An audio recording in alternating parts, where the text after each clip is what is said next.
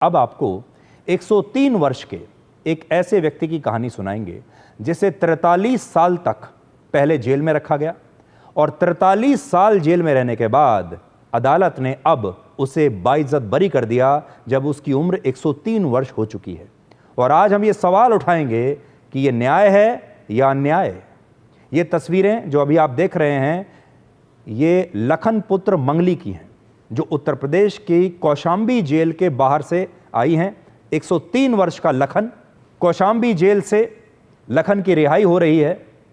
43 साल उसने इस जेल में बिताए और अब अदालत ने उसे बाइज्जत बरी कर दिया।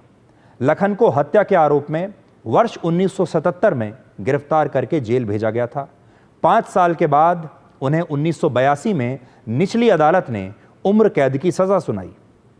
लखन का कहना था कि वो निर्दोष है, इसलिए 1982 में ही उसने इलाहाबाद हाई कोर्ट में अपनी सजा के खिलाफ एक अपील दायर की।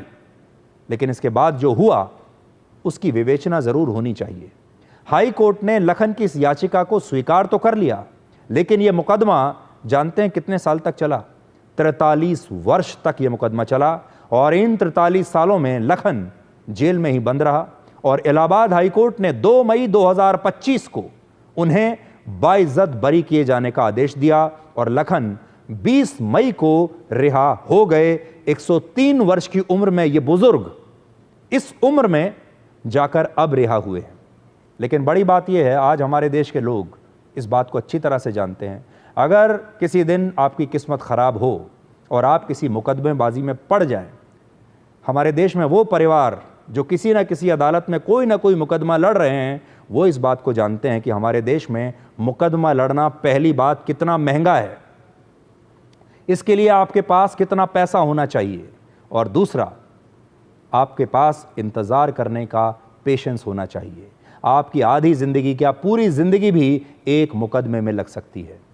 कितने लोग ऐसे हैं जिन्होंने लोन लिया है, उधार लिया है, अपनी ज़मीनों को बेच दिया है, अपने मकानों को बेच दिया है सिर्फ इसलिए ताकि वो अदालत से न्याय ले सके।